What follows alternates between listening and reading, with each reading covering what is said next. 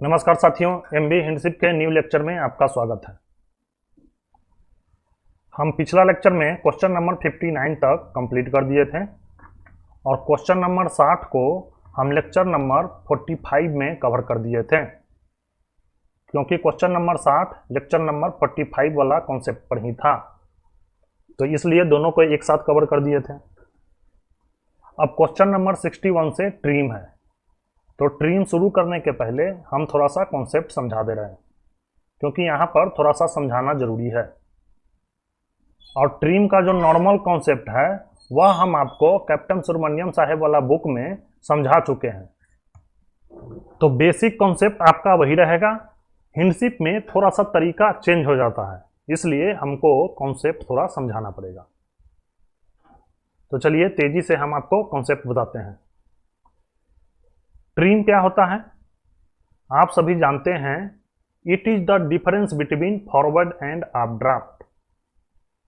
Forward and up draft का जो difference रहता है वही ट्रीम कहलाता है। ट्रीम का यूनिट क्या होता है आप सभी जानते हैं। ड्राफ्ट का यूनिट मीटर होता है, तो ट्रीम का यूनिट क्या होगा, मीटर। ट्रीम क्या है, डिफरेंस है दोनों ड्राफ्ट का, तो घटाने पर जो वैल्यू मिलेगा वह भी हमको मिलेगा मीटर में। तो ट्रीम का यूनिट मीटर, और ये सारा चीज आपको ओरल में पूछा जाएगा, इसीलिए हम थोड़ा सा कवर कर दे रहे हैं। ट्रीम का नाम भी होता है। ट्रीम का दो नाम होता है, चाहे इसका नाम होगा बाई हेड या होगा बाई स्टर्न। आप लोग यह भी जानते हैं बाई हेड कब होगा और बाई स्टर्न कब होगा। जब फॉरवर्ड ड्राफ्ट ज्यादा हो अप ड्राफ्ट से तो ट्रीम बाई हेड होता है, और जब फॉरवर्ड ड्राफ्ट कम हो अप ड्राफ्ट से तो ट्रीम बाई स्टर्न होता है। तो ट्रीम का दो नाम होता है, यह आप समझ गए होंगे। अब आते हैं ट्रीम का कैलकुलेशन। ट्रीम कैलकुलेट किस प्रकार करेंगे। जैसे आप नॉर्मल जानते हैं फॉरवर्ड और अप ड्राफ्ट का डिफरेंस ट्रीम होता है, लेकिन क्वेश्चन में इतना सिंपल देगा नहीं। फॉरवर्ड ड्राफ्ट दे दिया, अप ड्राफ्ट दे दिया और आपसे पूछेगा ट्रीम। तो जब इतना आसान रहेगा तो यह तो बउआ वाला क्वेश्चन हो गया। कैलकुलेशन आपको फॉर्मूला के आधार पर करना होगा, और वहां पर बहुत सारा वैल्यू निकालना होगा, और वह वैल्यू को आपको फार्मूला में डालना होगा, तब आपको ट्रीम मिलेगा। अब हम थोड़ा सा स्पेस बना ले रहे हैं, और आगे बढ़ने के पहले हम आपको एक नोटिस दे रहे हैं। बहुत बार कह रहे हैं, उसके बाद भी बहुत लोग यूट्यूब पर सब्सक्रिप्शन ले लेते हैं और फिर हमको कमेंट करते हैं। अब जो भी वीडियो आएगा वह सारा के सारा एप्लीकेशन पर ही आएगा। यूट्यूब पर ऐसे ही 2-4 वीडियो स्टार्टिंग का आएगा, और 2-4 वीडियो इसलिए डाल देते हैं ताकि जिनको यदि अच्छा लगे और यदि वह सब्सक्रिप्शन लेना चाहते हैं तो आप लीजिए। तो आप इसका ध्यान रखिएगा। चलिए अब हम कॉन्सेप्ट पर चलते हैं। देखिए, जब हम आपको कैप्टन सुब्रमण्यम साहब का बुक पढ़ा रहे थे उस समय हम आपको बताए थे ट्रीम बराबर क्या होता है। ट्रीम बराबर trimming moment divided bye MCTC, और यहाँ पर जो ट्रिम मिलता है यह मिलता है इन सेंटीमीटर, जो कि MCTC क्या होता है, moment to cause trim by 1 centimetre. तो ट्रिमिंग मोमेंट में जब MCTC से डिवाइड कीजिएगा तो जो ट्रिम मिलेगा वह मिलेगा इन सेंटीमीटर, और यदि सेंटीमीटर को मीटर में कन्वर्ट करना है तो क्या करना होगा, 100 से डिवीजन। तो इसमें यदि आप 100 से डिवाइड कीजिएगा तो क्या होगा, 100 के नीचे 1 है, ऊपर जाएगा तो मल्टीप्लाई हो जाएगा 1/100, तो यह हो जाएगा trimming moment divided bye MCTC into 100।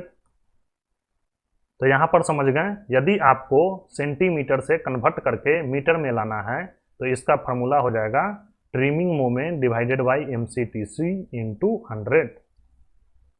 तो जिनको जो फार्मूला याद रखना चाहते हैं वह आप याद रख सकते हैं, कोई दिक्कत नहीं है।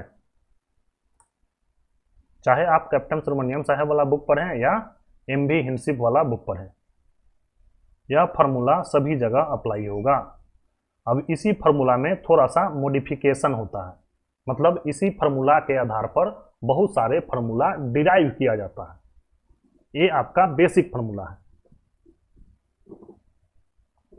अब देखिए, आपको यहां पर समझना होगा कैप्टन सुब्रमण्यम साहब वाला बुक और एमवी हिंडशिप वाला बुक, दोनों के प्रोसीजर में थोड़ा सा अंतर है।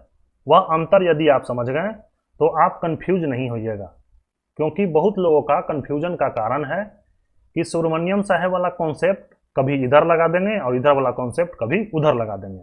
इसी में लोग थोड़ा कंफ्यूज हो जाते हैं। अब देखिए, दोनों में थोड़ा सा हम अंतर बता देते हैं। जब आप कैप्टन सुब्रमण्यम साहब वाला बुक का क्वेश्चन सॉल्व करते हैं तो वहां पर क्वेश्चन में टीपीसी, एमसीटीसी, एलसीएफ इसका भी डाटा क्वेश्चन में दे देता है, और यह पूरे क्वेश्चन के लिए कांस्टेंट माना जाता है। अर्थात क्वेश्चन में यदि मान लीजिए 500 टन लोडिंग कर रहा है, 200 टन डिस्चार्जिंग कर रहा है, उसके बाद भी वेसल का टीपीसी, एमसीटीसी, एलसीएफ जो क्वेश्चन में दिया रहता है वही यूज करते हैं। लेकिन जब एमवी हिंडशिप का सवाल आता है तो टीपीसी, एमसीटीसी, एलसीएफ ये सारा चीज दिया नहीं रहेगा। तो अभी हम आपको बता रहे थे, जब एमवी हिंडशिप का क्वेश्चन रहेगा उसमें टीपीसी, एमसीटीसी, एलसीएफ ये सब चीज नहीं देगा। यह आपको ट्रिम एंड स्टेबिलिटी बुकलेट से निकालना पड़ेगा। तो एक तो अंतर यह है। दूसरा अंतर यह है, यदि कोई लोडिंग या डिस्चार्जिंग हुआ तो लोडिंग और डिस्चार्जिंग के बाद फिर से टीपीसी, एमसीटीसी, एलसीएफ जो भी डाटा आपको जरूरत है वह फिर से कैलकुलेट करना पड़ेगा। लेकिन आप सुब्रमण्यम साहब का बुक में देख रहे थे, क्वेश्चन में एक बार जो दे दिया वही जो है हर समय यूज होगा। तो यदि आपसे पूछ दे इस दोनों प्रोसीजर में सबसे एक्यूरेट प्रोसीजर कौन है, तो वह है एमवी हिंडशिप वाला प्रोसीजर, क्योंकि यहां पर एवरी क्षण जो भी चीज चेंज होता है उसका कैलकुलेशन करके हम सॉल्यूशन करते हैं। लेकिन कैप्टन सुब्रमण्यम साहब वाला जो कॉन्सेप्ट था उसमें वैसा नहीं करते हैं। लेकिन यह कॉन्सेप्ट भी आपको समझना जरूरी है, क्योंकि यह चीज आपका बेसिक है। डायरेक्ट आपको आखिरी सीढ़ी पर बैठा दिया जाए, अर्थात डायरेक्ट यदि आपको एमवी हिंडशिप पर उतार दिया जाए तो आपको काफी ज्यादा दिक्कत होगा। इसीलिए सीढ़ी की तरह एकदम नीचे से आप ऊपर की ओर आइए। अब देखिए, यहाँ पर एक तीसरा अंतर भी है। तीसरा अंतर यह है कि जब आप कैप्टन सुब्रमण्यम साहब वाला बुक में सॉल्यूशन करते हैं तो इसमें आप ट्रिमिंग मोमेंट निकालते हैं, तो वह निकालते हैं अबाउट सेंटर ऑफ फ्लोटेशन। यह डाटा आप सेंटर ऑफ फ्लोटेशन से लेते हैं, क्योंकि सेंटर ऑफ फ्लोटेशन से जितना डिस्टेंस होता है और जो वेट होता है उसको मल्टीप्लाई करके आप ट्रिमिंग मोमेंट लेते हैं। लेकिन जब आप एमवी हिंडशिप का क्वेश्चन सॉल्व कीजिएगा तो यहाँ पर ट्रिमिंग मोमेंट के लिए सेंटर ऑफ फ्लोटेशन से डिस्टेंस नहीं लेते हैं। तो यहाँ पर ट्रिमिंग मोमेंट हम एलसीबी और एलसीजी के रिस्पेक्ट में निकालते हैं। तो आप दोनों जगह देख रहे हैं थोड़ा सा का डिफरेंस है। और आप लोग नॉर्मली सुने होंगे ट्रिम का problem type A, type B, type C, तो ऐसा कह के भी बहुत लोग कंफ्यूज करते हैं। तो यहाँ पर हम यह भी क्लियर कर दे रहे हैं, जो कैप्टन सुब्रमण्यम साहब का बुक में ट्रिम का क्वेश्चन है वह क्वेश्चन ट्रिम टाइप ए है। ध्यान रखिएगा, कैप्टन सुब्रमण्यम साहब के बुक में जो भी ट्रिम का क्वेश्चन है वह ट्रिम टाइप ए का क्वेश्चन है। ट्रिम टाइप ए में टीपीसी, एमसीटीसी, एलसीएफ पूरे क्वेश्चन के लिए कांस्टेंट रखा जाता है और यह क्वेश्चन में ही दे दिया जाता है। और ट्रिम टाइप ए में ट्रिमिंग मोमेंट हम सेंटर ऑफ फ्लोटेशन से कैलकुलेट करते हैं। और ट्रिम टाइप बी और टाइप सी क्या हुआ, जो हम लोग एमवी हिंडशिप में पढ़ते हैं वह ट्रिम टाइप बी और सी है। रफली आप यह समझिए, जिस क्वेश्चन में टीपीसी, एमसीटीसी और एलसीएफ कांस्टेंट नहीं माना जाता है और यह क्वेश्चन में नहीं दिया रहता है, वह कहलाता है टाइप बी और टाइप सी। यहाँ पर हाइड्रोस्टेटिक पार्टिकुलर का जो भी डाटा जरूरत होता है वह ट्रिम एंड स्टेबिलिटी बुकलेट से निकाला जाता है और यह पूरे क्वेश्चन के लिए कांस्टेंट नहीं होता है। यदि कोई लोडिंग डिस्चार्जिंग हुआ है तो उसके बाद फाइनल डिस्प्लेसमेंट निकलता है। उस डिस्प्लेसमेंट के लिए फिर से जो भी डाटा चाहिए वह आपको दोबारा कैलकुलेट करना पड़ेगा। फिर से आप ट्रिम एंड स्टेबिलिटी बुकलेट खोलिए, वहाँ पर हाइड्रोस्टेटिक पार्टिकुलर वाला टेबल में जाइए और जो भी डाटा है वह दोबारा कैलकुलेट करिए और फिर आप फार्मूला में लगाइए।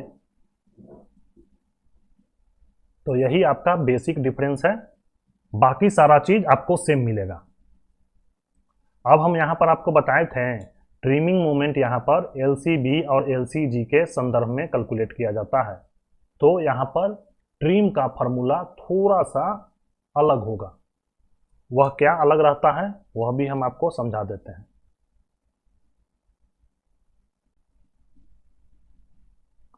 देखिए, जब आप ट्रिम टाइप ए का क्वेश्चन सॉल्व करते हैं, अर्थात जब आप कैप्टन सुब्रमण्यम साहब का बुक का क्वेश्चन सॉल्व करते हैं, तो वहां पर आप ट्रिम काउज कैलकुलेट करते हैं।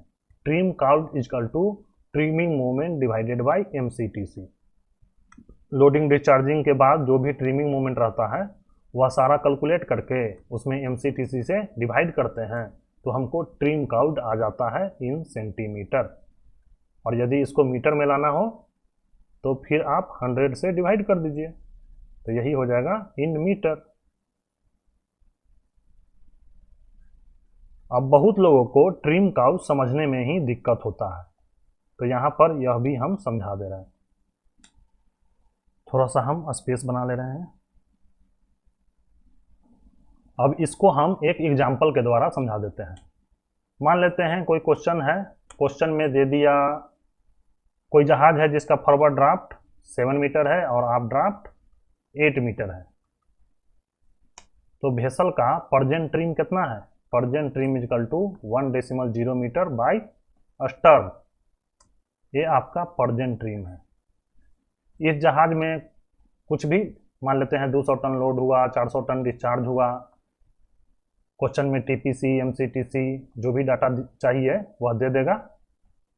अब यहाँ से आपको निकालना है वेसल का फाइनल फॉरवर्ड एंड आप ड्राफ्ट। अब जब आपको फाइनल फॉरवर्ड एंड आप ड्राफ्ट निकालना है तो यहाँ पर आपको ट्रिम काउज कैलकुलेट करना होगा, जो आपको मिलेगा ट्रिमिंग मोमेंट डिवाइडेड बाय एमसीटीसी करके। और यदि इसको मीटर में करना है तो यहाँ पर 100 डाल दीजिए। तो यहाँ पर फार्मूला में आप डालें और डालने के बाद मान लेते हैं आपका ट्रिम काउज आ गया। हम इसको डिलीट नहीं करते हैं, आपको समझने में आसानी होगा। फार्मूला में डालने पर मान लेते हैं आपका ट्रिम काउज आ गया 0.6 मीटर बाई स्टर्न। तो यह ट्रिम काउज का मतलब है लोडिंग डिस्चार्जिंग या जो भी शिफ्टिंग हुआ उसके द्वारा जेनरेट हुआ है। यह आपका फाइनल ट्रिम नहीं है। वेसल फाइनल कंडीशन में इतना ट्रिम नहीं रखेगा। यह ट्रिम जेनरेट हुआ है due to operation mention in question. अर्थात थोड़ा सा ऊपर हम ले रहे हैं। यदि यहाँ पर 0.6 मीटर बाई स्टर्न आया तो आपका फाइनल ट्रिम कितना होगा अभी आप देख लीजिए। इनिशियल में ट्रिम था, initial trim is equal to 1.0 metre by stern, और जो भी लोडिंग डिस्चार्जिंग या शिफ्टिंग था क्वेश्चन में उसके बाद ट्रिम काउज हुआ 0.6 मीटर बाई स्टर्न। जहाज पहले ही से 1 मीटर पीछे की ओर झुका हुआ था। मान लेते हैं ये वाटर लेवल है और ये आपका जहाज है। ये आपका जहाज है। तो जहाज पहले ही से 1 मीटर पीछे की ओर झुका हुआ था, अर्थात आप ड्राफ्ट ज्यादा था, और जो भी लोडिंग डिस्चार्जिंग हुआ उसके कारण 0.6 metre by stern trim cause हुआ। अर्थात इसका ट्रिम 0.6 मीटर से स्टर्न की ओर और बढ़ गया। तो फाइनल ट्रिम आपका 1.6 मीटर बाई स्टर्न है। और जिनको भी दिक्कत हो रहा है, आप कैप्टन सुब्रमण्यम साहब वाला पहले लेक्चर देख लीजिए और सुब्रमण्यम साहब का बुक का सारा क्वेश्चन सॉल्व कर लीजिए। क्यों?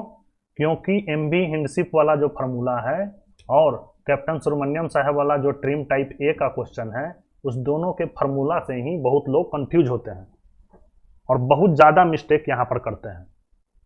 क्योंकि कैप्टन सुब्रमण्यम साहब में आपको ट्रिम काउज्ड मिलता है, अर्थात trim generated due to loading, discharging, shifting, जो भी क्वेश्चन में है उसके कारण ट्रिम कितना जनरेट हुआ है वह फार्मूला से मिलता है। लेकिन एमवी हिंडशिप में ट्रिम काउज्ड नहीं मिलता है, वह आपको डायरेक्ट फाइनल ट्रिम ही दे देता है। जो भी कंडीशन है जहाज का, उस कंडीशन के हिसाब से सारा चीज कैलकुलेट करके फार्मूला में डालिएगा तो आपको फाइनल ट्रिम कितना होगा वह डायरेक्ट यही फाइनल ट्रिम दे देगा। तो फार्मूला से ही बहुत लोग कंफ्यूज हो जाते हैं, इधर वाला कॉन्सेप्ट उधर, उधर वाला कॉन्सेप्ट उधर। तो आपको एकदम दिमाग में बैठा लेना है कि ट्रिम टाइप ए अर्थात कैप्टन सुब्रमण्यम साहब वाला बुक में जो फार्मूला से हम टीसी निकालते हैं वह मिलता है trim generated due to operation, it is not final trim. अब यदि यही क्वेश्चन में हमको ट्रिम काउंट आ जाता 0.6 मीटर बाई हेड, यह भी हो सकता है, यहां पर आ गया बाई हेड। तो वेसल इनिशियली में 1.0 मीटर बाई स्टर्न था, अर्थात इनिशियल में 1 मीटर पीछे की ओर झुका हुआ था। जो भी लोडिंग, डिस्चार्जिंग, शिफ्टिंग हुआ उसके कारण ट्रिम काउंट हुआ 0.6 मीटर बाई हेड। तो इनिशियली में 1 मीटर से पीछे की ओर झुका हुआ था। लोडिंग, डिस्चार्जिंग, शिफ्टिंग के कारण जहाज को 0.6 मीटर आगे की ओर झुकाएगा। तो फाइनल ट्रिम कितना बचेगा? 1 माइनस 0.6 मतलब 0.4 मीटर बाई स्टर्न। तो फाइनली जहाज 0.4 मीटर बाई स्टर्न रहेगा। तो यहां पर आप ट्रिम काउंट का मीनिंग समझ गए होंगे। अब आप देखिए एमवी हिंडशिप में क्या होता है। हम पेन का कलर चेंज कर ले रहे हैं, हम इधर आपको एमवी हिंडशिप बताएंगे। आप सभी जानते हैं ट्रिम बराबर क्या होता है? Trimming moment divided by MCTC. तो ये तो आपका बेसिक फार्मूला है। और आप सभी जानते हैं जब जहाज स्टैटिक इक्विलिब्रियम में रहता है तो फोर्स ऑफ बायंसी और फोर्स ऑफ ग्रेविटी दोनों एक दूसरे के बराबर होता है, दोनों एक दूसरे के वर्टिकली अपोजिट होता है और दोनों एक ही वर्टिकल लाइन में अप्लाई होता है। तो जहाज क्या होता है? स्टैटिक इक्विलिब्रियम में चला जाता है। अब यदि किसी कारणवश फोर्स ऑफ बायंसी और फोर्स ऑफ ग्रेविटी सेपरेट हो जाता है, अर्थात एक ही वर्टिकल लाइन में नहीं रहता है, तो वहां पर कपल फॉर्म हो जाता है और यही जो है ट्रिम काउंट करता है। इसको हम बता दे रहे हैं डायग्राम बना के, क्योंकि तभी आप फार्मूला अच्छा से समझिएगा। हम मान लेते हैं यह आपका कोई जहाज है। अब इस जहाज में ये आपका आफ्ट परपेंडिकुलर, ये आपका फॉरवर्ड परपेंडिकुलर। हम मान लेते हैं यहाँ पर आपका सेंटर ऑफ बायंसी है और यहाँ पर आपका सेंटर ऑफ ग्रेविटी है। जब सेंटर ऑफ ग्रेविटी का डिस्टेंस आप परपेंडिकुलर से मेजर करते हैं तो इसको LCG से दिखाते हैं या इसको AG से भी दिखाते हैं। AG मतलब डिस्टेंस फ्रॉम आप परपेंडिकुलर और LCG मतलब लॉन्गिट्यूडनल सेंटर ऑफ ग्रेविटी मतलब डिस्टेंस फ्रॉम आप परपेंडिकुलर। और जब हम सेंटर ऑफ बायंसी को आप परपेंडिकुलर से दिखाते हैं तो इसको लिखते हैं LCB या कहूँ कहूँ AB भी लिखेगा। अब देखिए यहाँ पर सेंटर ऑफ ग्रेविटी और सेंटर ऑफ बायंसी एक ही वर्टिकल लाइन में नहीं है, दोनों अलग अलग है। अब दोनों अलग अलग है तो क्या करेगा? एक कपल फॉर्म करेगा। बायंसी का काम क्या है? इसको ऊपर ले जाना, ऊपर की ओर ढकेलता है। ग्रेविटी का काम क्या है? नीचे की ओर लाना। तो यह जहाज को एंटी क्लॉकवाइज घुमाएगा, मतलब फॉरवर्ड वाला पोर्शन को ऊपर उठाना चाहेगा और आफ्ट वाला पोर्शन को नीचे दबाना चाहेगा। और ऐसा किस फोर्स के कारण हो रहा है? Due to centre of buoyancy and centre of gravity. और आप जानते हैं जब जहाज फ्लोट कर रहा है तो दोनों एक दूसरा के बराबर होगा। Force of gravity is equal to force of buoyancy. और यह एंटी क्लॉकवाइज घूम रहा है, क्यों? क्योंकि यहाँ पर एक कपल फॉर्म हो गया है। और जब कपल फॉर्म हो गया है तो मोमेंट कैसे निकलता है? Force into distance. यहाँ पर फोर्स क्या लग रहा है? Force of buoyancy. चाहे तो आप फोर्स ऑफ बायंसी लीजिए या फोर्स ऑफ ग्रेविटी लीजिए, दोनों तो बराबर ही हैं।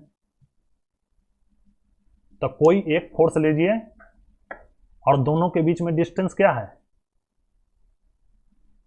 इस दोनों के बीच में जो डिस्टेंस है यह d ले लीजिए। तो फोर्स इनटू डिस्टेंस कर दीजिएगा तो आपको यह मोमेंट मिल जाएगा। और इस मोमेंट के कारण वेसल में ट्रिम काउज हो रहा है, तो इसको बोलते हैं ट्रिमिंग मोमेंट। मोमेंट बराबर क्या होता है? Force into distance. और यहां पर जहाज को यह रोटेट करने की कोशिश कर रहा है, अर्थात यहां पर टॉर्क लग रहा है। टॉर्क आप ऐसे ही ना निकालते हैं, फोर्स इनटू डिस्टेंस करके। तो फोर्स यहां पर कोई एक ले लीजिए और उस दोनों के बीच में डिस्टेंस ले लीजिए। और जिन लोगों को कंफ्यूज हो रहा है कि सर फोर्स तो दोनों लग रहा है, तो भैया डिस्टेंस तो आधा आधा हो जाएगा। अब यहाँ पर करिएगा, फोर्स की जगह ले लीजिए force of gravity into half D हो जाएगा, और फिर force of buoyancy into half D. अब दोनों को जोड़िएगा तो हाफ डी क्या हो जाएगा? Full D. और दोनों एक दूसरा के बराबर है तो डायरेक्ट आप कर दीजिए फोर्स इंटू डी। कोई एक फोर्स और दोनों के बीच में डिस्टेंस। एकदम हम बेसिक, जैसे आप 7वां 8वां में पढ़ते हैं उस प्रकार समझाने की कोशिश कर रहे हैं। और यह एकदम बेसिक फिजिक्स है, यहाँ पर आप लोग कंफ्यूज मत होइएगा। तो यह जो मोमेंट है, इस मोमेंट के कारण जहाज को घुमाने का कोशिश करता है, अर्थात जहाज में ट्रिम पैदा करता है, इसलिए इसको बोलते हैं ट्रिमिंग मोमेंट।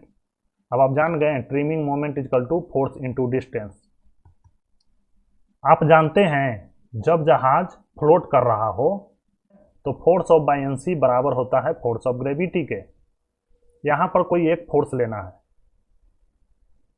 तो कोई एक फोर्स ले लीजिए। तो आप जान रहे हैं जब जहाज फ्लोट करेगा तो फोर्स ऑफ बायंसी बराबर होगा फोर्स ऑफ ग्रेविटी के। और यह किसके बराबर होता है? वेसल के डिस्प्लेसमेंट के। जितना जहाज का डिस्प्लेसमेंट होता है उतना ही बायंसी फोर्स ऊपर की ओर लगता है। तो यहाँ पर ट्रिमिंग मोमेंट बराबर क्या हो जाएगा? फोर्स का जगह आ जाएगा डिस्प्लेसमेंट, जितना टन डिस्प्लेसमेंट हो वह हो जाएगा, इनटू डी। डी बराबर क्या होगा? COG और COB के बीच का डिफरेंस। अब यह कैसे मिलेगा? आप LCB जान रहे हैं, LCB का जो भी डिस्टेंस हो 70 मीटर 75 मीटर वाट एवर वह रखा जाएगा, और उसमें आप माइनस कर दीजिए LCG का वैल्यू, तो आपको ये वाला डिस्टेंस मिल जाएगा जो अभी हम ब्लू से मार्क कर रहे हैं। यही डिस्टेंस में आपको चाहिए, तो यह हो जाएगा LCB माइनस LCG। तो आपका ये हो गया displacement into LCB minus LCG, ये आपका हो गया ट्रिमिंग मोमेंट। और आप जानते हैं ट्रिम बराबर क्या होता है? Trimming moment divided bye MCTC। Trimming moment आपको मिल गया displacement into LCB minus LCG, तो इसको आप लिख दीजिए। ये हो गया LCB minus LCG into vessel का डिस्प्लेसमेंट डिवाइडेड बाय MCTC। तो यहाँ से आपको ट्रिम इन सेंटीमीटर क्या हो जाएगा? LCB minus LCG into displacement divided by MCTC। इससे मिलेगा आपको ट्रिम इन सेंटीमीटर। यदि आपको ट्रिम इन मीटर निकालना है तो आप यहाँ पर 100 से डिवाइड कर दीजिए, अर्थात MCTC में 100 से मल्टीप्लाई करना होगा, क्योंकि डिवाइड कीजिएगा तो 1 ऊपर जाएगा और 100 नीचे आएगा। तो ये आपका ट्रिम निकालने का फॉर्मूला हो गया, और यह है इन मीटर। और सुब्रमण्यम साहब के बुक में हम लोग निकाल रहे थे ट्रिम काउल्ट, यह मिल रहा था ट्रिमिंग मोमेंट, और यह ट्रिमिंग मोमेंट निकाल रहे थे सेंटर ऑफ फ्लोटेशन के रिस्पेक्ट में, डिवाइडेड बाय MCTC इंटू 100, और यहाँ पर ट्रिम काउल्ट इन मीटर। तो सुब्रमण्यम साहब के बुक में जो ट्रिम काउल्ट हमको मिल रहा था वह मिल रहा था ड्यू टू लोडिंग, डिस्चार्जिंग और शिफ्टिंग के कारण जो जनरेट हुआ वह। लेकिन यहां पर जो ट्रिम मिलेगा यह ट्रिम मिलेगा फाइनल ट्रिम, यहां पर ट्रिम काउल्ट नहीं मिलता है। अर्थात लोडिंग, डिस्चार्जिंग या शिफ्टिंग जो हो रहा है उसके कारण जो जनरेट हुआ है वह हमको यहां पर नहीं मिलेगा। यहां पर डायरेक्टली सारा चीज अप्लाई करके फाइनल वेसल में कितना ट्रिम होगा वह दे देगा। तो यदि वेसल का फाइनल ट्रिम निकालना है तो वेसल का फाइनल LCB लेना होगा, फाइनल LCG लेना होगा, वेसल का फाइनल डिस्प्लेसमेंट चाहिए, वेसल का फाइनल MCTC चाहिए और इंटू 100। अब फाइनल सब चीज निकालने के लिए क्वेश्चन में इनिशियल कुछ कुछ देगा, उसके बाद बहुत सारा चीज मतलब बहुत सारा ऑपरेशन कर देगा। उसके बाद आपको निकालना होगा फाइनल डिस्प्लेसमेंट, फिर जाके ट्रिम एंड स्टेबिलिटी बुकलेट से LCB निकालिए, आपको LCG कैलकुलेट करना पड़ेगा, और अभी हम आपको समझा रहे हैं LCG कैसे कैलकुलेट होगा। फिर इस फार्मूला में रखिएगा तो आपको फाइनल ट्रिम मिल जाएगा। और जैसे हम यहाँ पर फाइनल ट्रिम निकाल रहे हैं उसी प्रकार इस फार्मूला से हम वेसल का इनिशियल ट्रिम भी निकाल सकते हैं। सिर्फ यहाँ पर जो LCB, LCG, डिस्प्लेसमेंट और MCTC फाइनल रख रहे हैं वह हम इनिशियल रखेंगे। वेसल का यदि इनिशियल LCB मालूम है, इनिशियल LCG मालूम है और वेसल का इनिशियल डिस्प्लेसमेंट मालूम है और इनिशियल MCTC मालूम है तो हम इनिशियल ट्रिम भी निकाल सकते हैं। फार्मूला में रख देंगे, हमको इनिशियल ट्रिम मिल जाएगा। और इसी फार्मूला के थ्रू आपको इनिशियल LCG भी बहुत बार कैलकुलेट करना पड़ेगा। क्वेश्चन आपको LCG नहीं देगा। हम बताते हैं क्वेश्चन क्या कहेगा। अभी हम आपको बेसिक कॉन्सेप्ट सारा बता दे रहे हैं।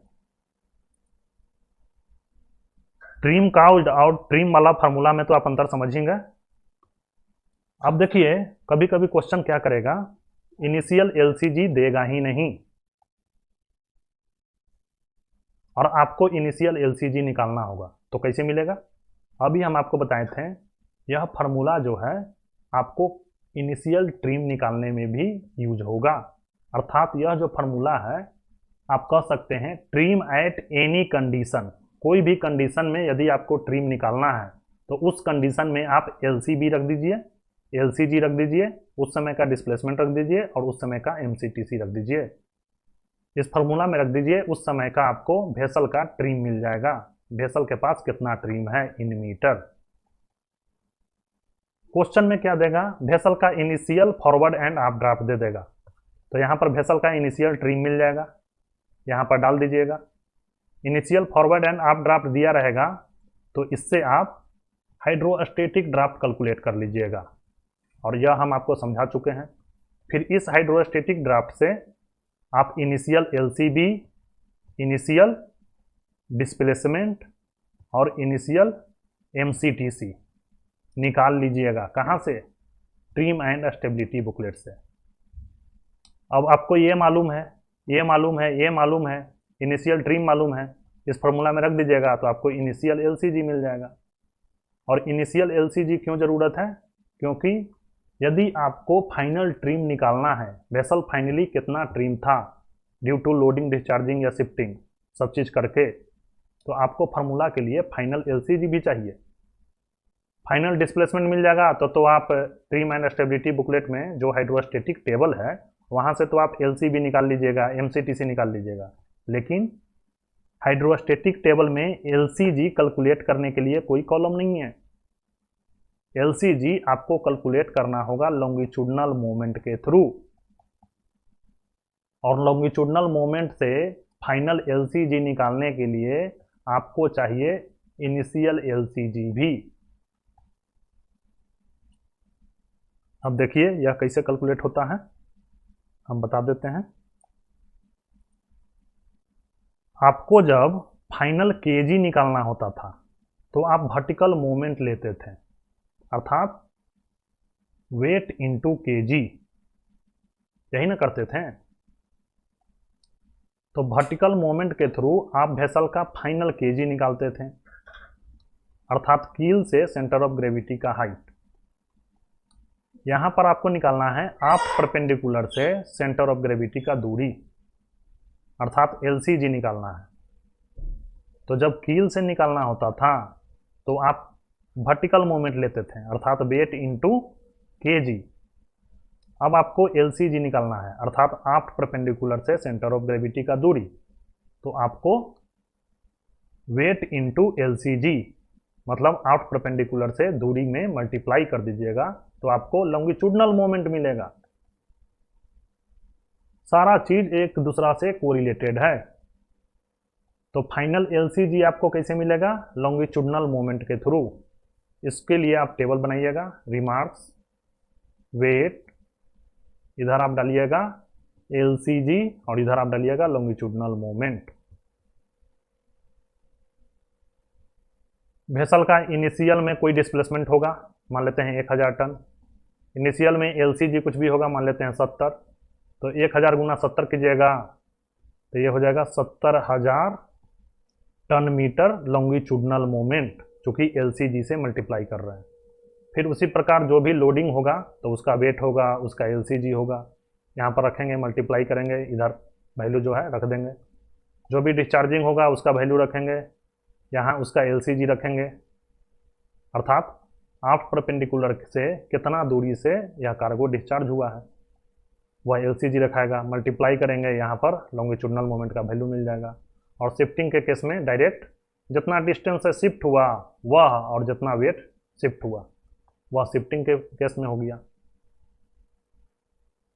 तो यहाँ पर रख देंगे, आपको लॉन्गिट्यूडनल मोमेंट मिल जाएगा। लोडिंग है तो लॉन्गिट्यूडनल मोमेंट प्लस, डिस्चार्जिंग है तो लॉन्गिट्यूडनल मोमेंट माइनस, और शिफ्टिंग यदि फॉरवर्ड की ओर है तो प्लस और शिफ्टिंग अप की ओर है तो माइनस। और यहाँ पर यह भी ध्यान रखने की जरूरत नहीं है, आप केजी वाला कॉन्सेप्ट जानते हैं। आप वर्टिकल मोमेंट से जैसे केजी निकालते हैं वह कॉन्सेप्ट आप जानते ना है जी, वही कॉन्सेप्ट यहाँ पर अप्लाई होगा। आपको ध्यान रखना है, यह जो कील था और इधर हम लोग वर्टिकल मोमेंट से केजी निकालते थे, इसको आप हॉरिजॉन्टल कर दीजिए। कील इधर हो गया और सेंटर ऑफ ग्रेविटी इधर हो गया।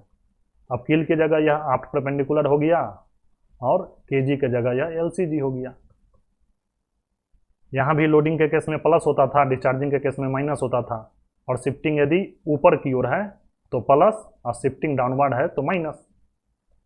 तो इसी चीज को आप हॉरिजॉन्टल कर दीजिए, सारा चीज वही है। तो फिर आपको फाइनल लॉन्गिट्यूडनल मोमेंट मिल जाएगा, वेसल का फाइनल डिस्प्लेसमेंट मिल जाएगा।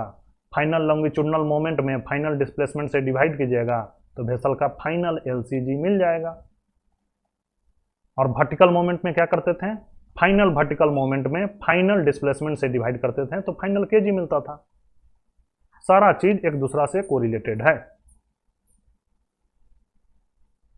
तो अब आपको फार्मूला के लिए सारा चीज मिल जाएगा। फार्मूला में आप सारा चीज डाल दीजिएगा, आपको ट्रिम मिल जाएगा।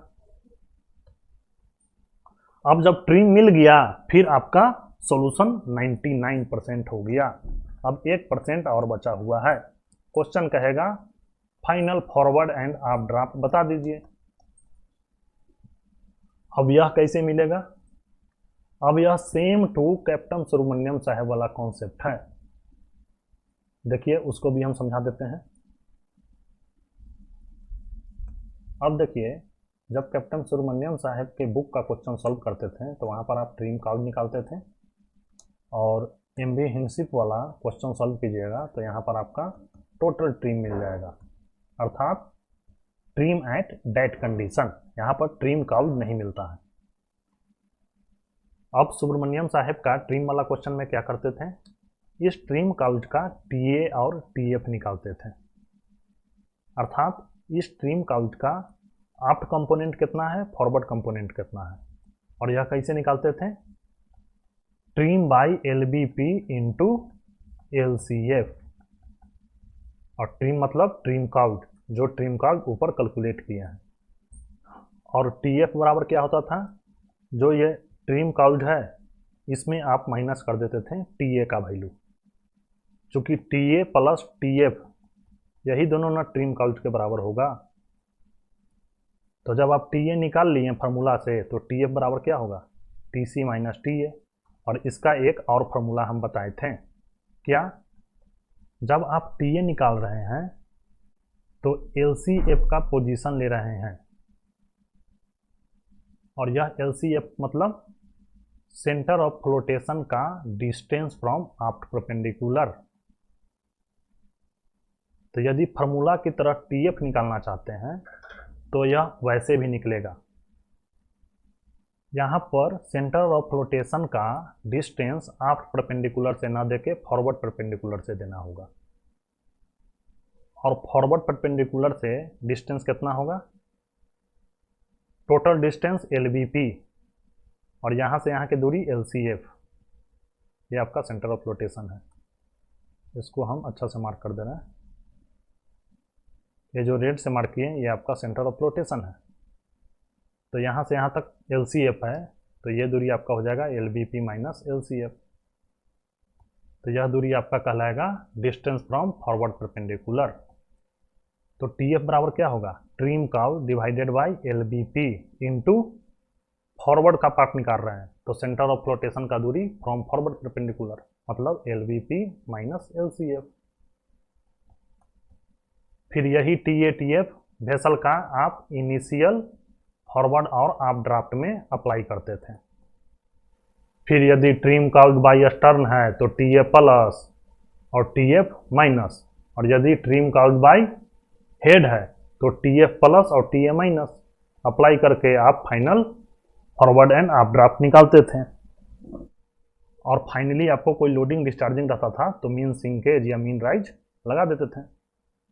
तो अभी उससे लेना देना नहीं है, हम आपको सिर्फ कॉन्सेप्ट बता रहे हैं टी एफ का क्या करते थे।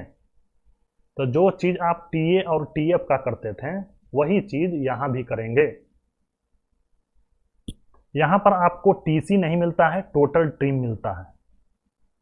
तो ये तो आप अच्छा से समझ गए होंगे। अब आपको निकालना है फाइनल फॉरवर्ड एंड आप ड्राफ्ट।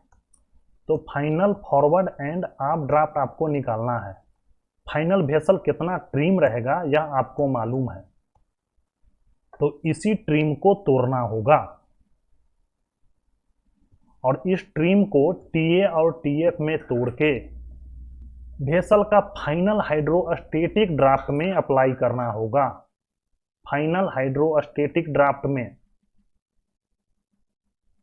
चूंकि आपको वेसल का फाइनल डिस्प्लेसमेंट मालूम है और यह एम भी हिंडशिप है, तो फाइनल डिस्प्लेसमेंट से ट्रिम एंड स्टेबिलिटी बुकलेट में जाएंगे और फाइनल हाइड्रोस्टेटिक ड्राफ्ट निकाल लेंगे। वेसल का फाइनल कितना ट्रिम होगा यह हमको मालूम रहेगा, तो इसी फाइनल ट्रिम को तोड़ के फाइनल हाइड्रोस्टेटिक ड्राफ्ट में अप्लाई करेंगे तो हमको फॉरवर्ड एंड आप ड्राफ्ट मिल जाएगा।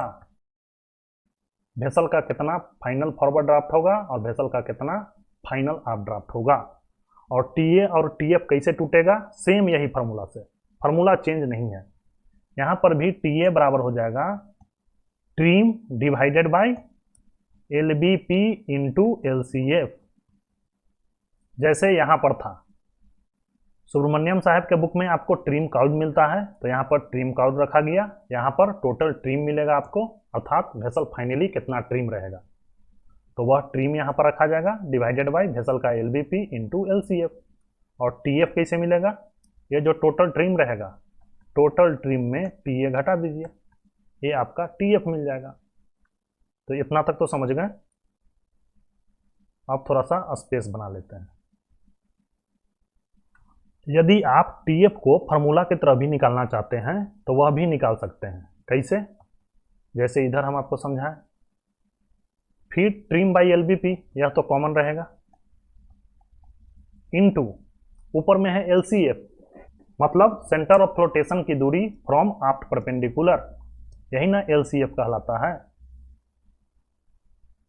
तो टी ए निकाल रहे हैं मतलब आफ्ट कंपोनेंट, तो सेंटर ऑफ फ्लोटेशन का दूरी आफ्ट परपेंडिकुलर से, तो टी एफ निकालेंगे तो सेंटर ऑफ रोटेशन का दूरी फॉरवर्ड परपेंडिकुलर से, तो यह कितना होगा, टोटल है एल बी पी, तो एल बी पी माइनस ये कर दीजिए एल सी एफ, यहाँ पर कर दीजिए L B P minus L C F. देखें ये वाला सेम टू सेम आ गया, तो यहाँ से टी ए का वैल्यू मिल गया, टी एफ का वैल्यू मिल गया। अब इस टी ए टी एफ को फाइनल हाइड्रोस्टेटिक ड्राफ्ट में अप्लाई करना होगा। ध्यान रखिएगा, फाइनल हाइड्रोस्टेटिक ड्राफ्ट में T A T F apply कीजिएगा। वेसल का इनिशियल फॉरवर्ड एंड आप ड्राफ्ट दिया रहेगा उसमें नहीं, क्योंकि यहाँ पर ट्रिम काउज नहीं मिल रहा है, यहाँ पर मिला है आपको फाइनल ट्रिम ही। वेसल फाइनली इतना ट्रिम है, तो इस ट्रिम को ही तोड़ के हम टी ए टी एफ लाए हैं। तो फाइनल जो हाइड्रोस्टेटिक ड्राफ्ट रहेगा उसमें T A T F apply होगा। तो यही सारा चीज में लोग कंफ्यूज होते हैं। कुछ कॉन्सेप्ट आप एमबी हिंडशिप का डाल दिए और कुछ कॉन्सेप्ट सुब्रमण्यम साहब वाला डाल दिए। सिर्फ लोग फार्मूला रटे हुए हैं, वैल्यू आ रहा है अब बस डालते गए, ये नहीं समझ रहे हैं कि क्या मिला है, उसका मीनिंग क्या है। जो भी वैल्यू मिलेगा आपको जहाज को इमेजिन कर करके समझते रहना होगा क्या हुआ है, तो आप चीज को समझिए। कॉन्सेप्ट 80% वही है, सिर्फ 20% का चेंज हुआ है, और जो चेंज हुआ है वही आपको ध्यान रखना है। तो अब आपको टी ए और टी एफ मिल गया है, वेसल का फाइनल हाइड्रोस्टेटिक ड्राफ्ट भी मिल गया है। तो फाइनल जो हाइड्रोस्टेटिक ड्राफ्ट रहेगा, मान लिए टी ए आ गया, कुछ भी मान लेते हैं 0.7 मीटर और टी एफ आ गया 0.6 मीटर। फाइनल हाइड्रोस्टेटिक ड्राफ्ट मान लेते हैं 9.5 मीटर है। तो फाइनल में आप ऐसे टेबल बनाइएगा, इधर लिखिएगा फॉरवर्ड, इधर लिखिएगा आफ्ट। हाइड्रोस्टेटिक ड्राफ्ट में ही T A T F apply होगा। Hydrostatic draft 9.5 metre, 9.5 metre. Forward में अप्लाई होगा टी एफ कितना आया 0.6 मीटर, टी ए कितना आया 0.7 मीटर। आप जानते हैं यदि ट्रिम बाई स्टर्न है तो टी ए प्लस और टी एफ माइनस, क्यों, क्योंकि ट्रिम बाई स्टर्न है तो आप ड्राफ्ट ज़्यादा होगा, तो फाइनल हाइड्रोस्टेटिक ड्राफ्ट में इसको जोड़ना होगा और इसको घटाना होगा, और यदि ट्रिम बाई हेड रहता तो इसको प्लस करना होता। यह ट्रिम बाई हेड के लिए है और यह बाई स्टर्न के लिए है, और यहाँ पर ये माइनस हो जाता। अब एमवी हिंडशिप में हमको कैसे पता चलेगा कि शिप ट्रिम बाई स्टर्न है या ट्रिम बाई हेड है, यह आपको पता चलेगा एलसीबी और एलसीजी के पोजीशन से। अभी जो हम डायग्राम ऊपर बनाए थे समझाने के लिए, उसी डायग्राम पर लिया रहे हैं।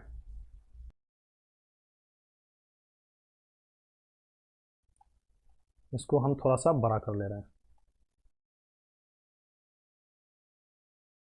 अब देखिए, यदि आपको फॉरवर्ड और आप ड्राफ्ट मालूम नहीं है और एलसीबी और एलसीजी का पोजीशन मालूम है, तो आप इससे भी मालूम कर सकते हैं वेसल डाउन बाई हेड है या डाउन बाई स्टर्न है। आप कैसे मान लेते हैं, ये जहाज है, जैसे यहाँ पर ये जहाज था, सेंटर ऑफ ग्रेविटी का पोजीशन कहीं यहाँ पर था और सेंटर ऑफ बायंसी का पोजीशन यहाँ पर था।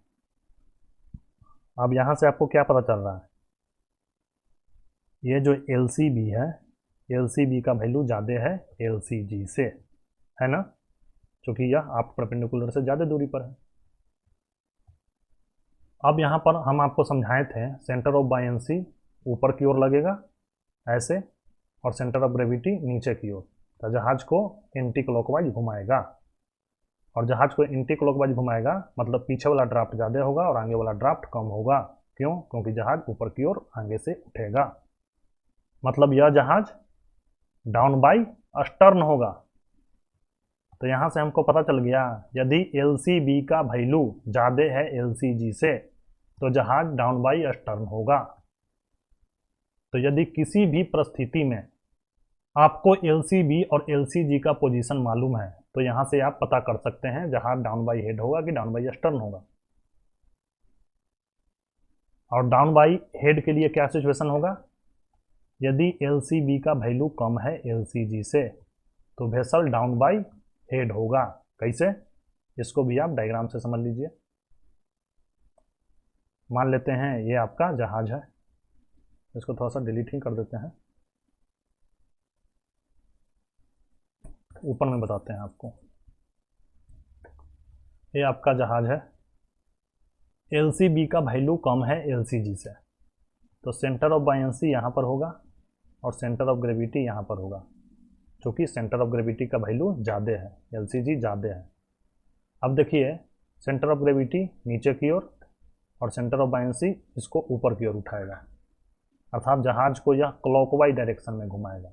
मतलब जहाज पीछे से ऊपर की ओर उठेगा और आगे से नीचे की ओर जाएगा, और जब आगे से नीचे की ओर जाएगा मतलब आगे वाला ड्राफ्ट बढ़ेगा, और आगे वाला ड्राफ्ट बढ़ेगा मतलब डाउन बाय हेड होगा।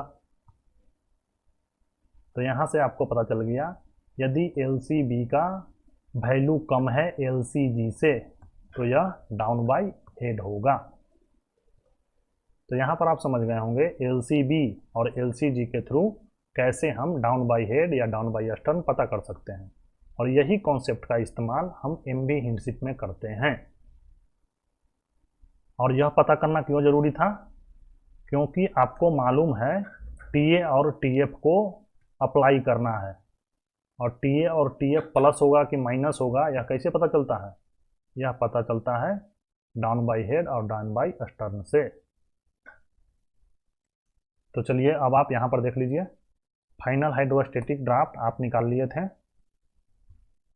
जो फाइनल टोटल ट्रिम था उसको आप तोड़ के TA TF निकाल लिए थे। अब आपको पता करना था प्लस कब होगा माइनस कब होगा। तो जब आप इतना किए थे तो आपको फाइनल LCB मालूम होगा और फाइनल LCG मालूम होगा।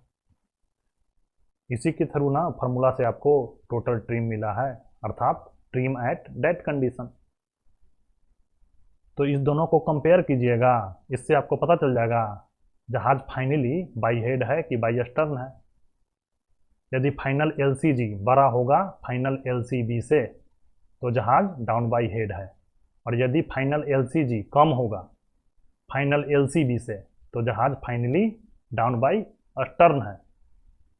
तो हम मान लेते हैं वेसल का फाइनल LCG यहाँ पर 72.77 था, ये फाइनल LCG है, और जहाज का फाइनल LCB मान लेते हैं 72.95 है।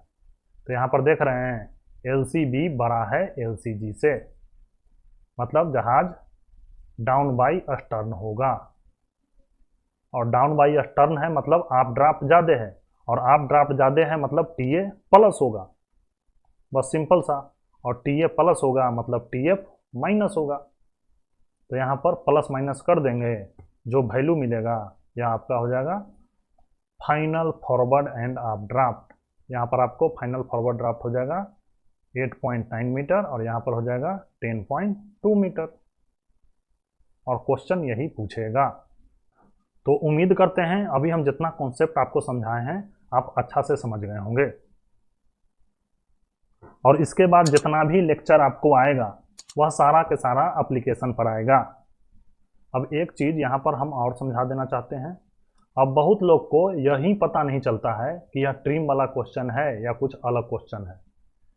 तो जहाँ पर आपको कह दे find draft forward and aft, या किसी तरह का आपको ड्राफ्ट कैलकुलेशन करना है, चाहे वह कोई ड्राफ्ट कांस्टेंट करवा दे या आपको फाइनल ट्रिम निकालना है, या किसी तरह का कैलकुलेशन जिसमें फॉरवर्ड एंड आप ड्राफ्ट का खेला है, तो आप समझ लीजिए यह ट्रिम वाला कॉन्सेप्ट से बनेगा।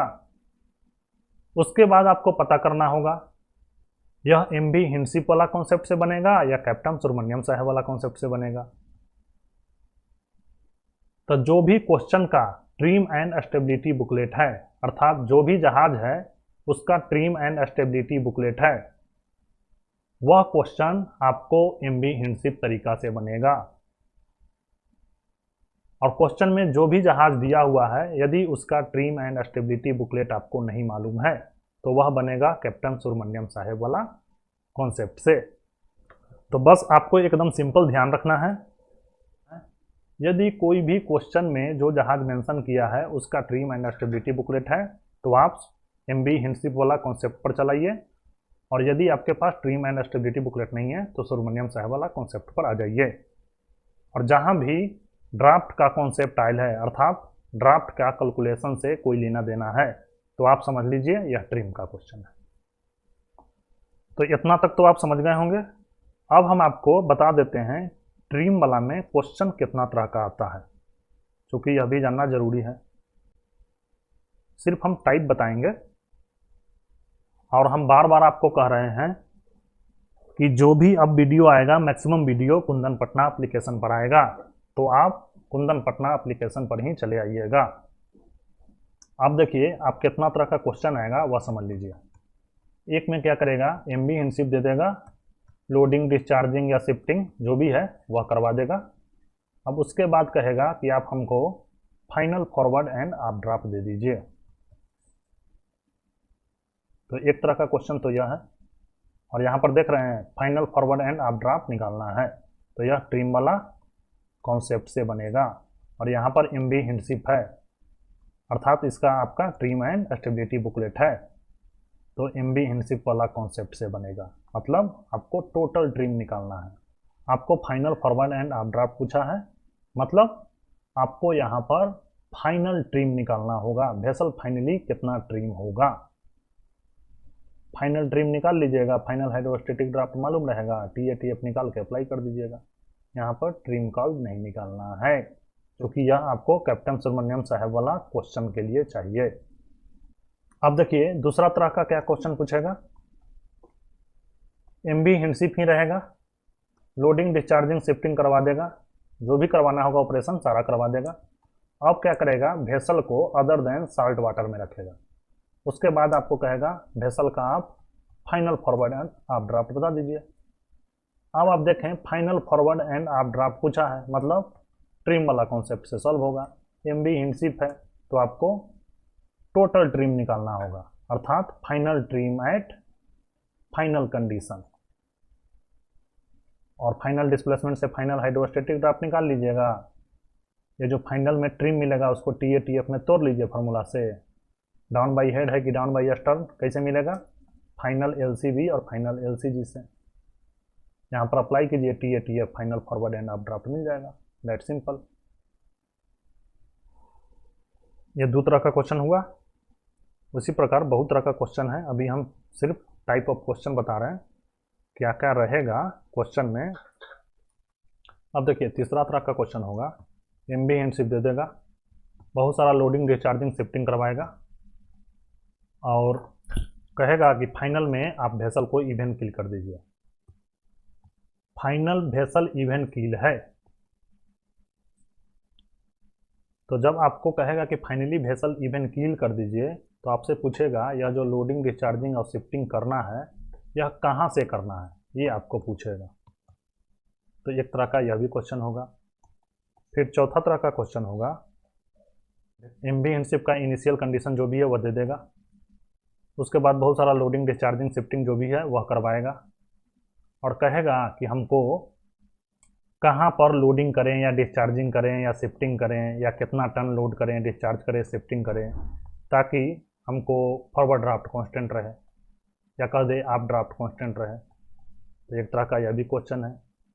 इसी में एक और क्वेश्चन बनता है, या इसको भी एक अलग टाइप का ले सकते हैं, मतलब पचमा टाइप का। इनिशियल कंडीशन MB हिंडशिप का दे देगा, बहुत सारा लोडिंग डिस्चार्जिंग शिफ्टिंग का कंडीशन देगा।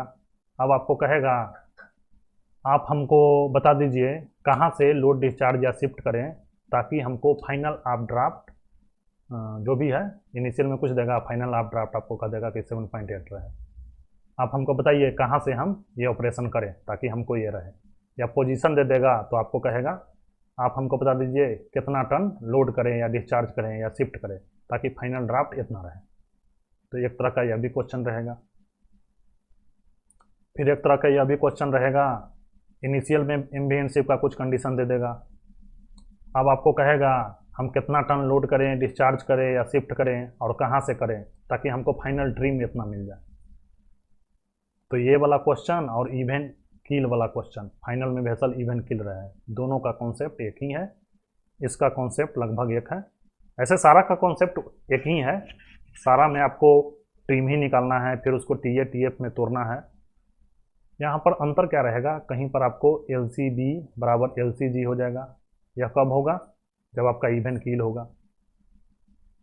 कहीं पर आपको इनिशियल एल सी जी ही निकालना होगा, कहीं पर आपको इनिशियल फाइनल ट्रिम मालूम रहेगा, फिर उससे आपको एक डाटा मिलेगा, फिर दूसरा डाटा कैलकुलेट करना पड़ेगा। 95% कॉन्सेप्ट में आपको टोटल ट्रिम निकालना ही है, मतलब ट्रिम एट दैट कंडीशन, उस समय का हाइड्रोस्टेटिक ड्राफ्ट निकालना होगा और टी ए टी एफ मालूम करना होगा, उसके बाद ही क्वेश्चन बनेगा। तो उम्मीद करते हैं आज का कॉन्सेप्ट आप सारा समझ गए होंगे, और आज बहुत ज़्यादा हो गया, फिर आप लोग को ऊपर से निकलने लगेगा। बाकी जो भी होगा हम आपको नेक्स्ट लेक्चर से डायरेक्ट क्वेश्चन पढ़ाएंगे, और हम आपको बता ही चुके हैं सारा क्वेश्चन एप्लीकेशन पर आएगा, तो आप लोग एप्लीकेशन पर चले आइएगा। हम मिलते हैं नेक्स्ट लेक्चर में, तब तक के लिए धन्यवाद।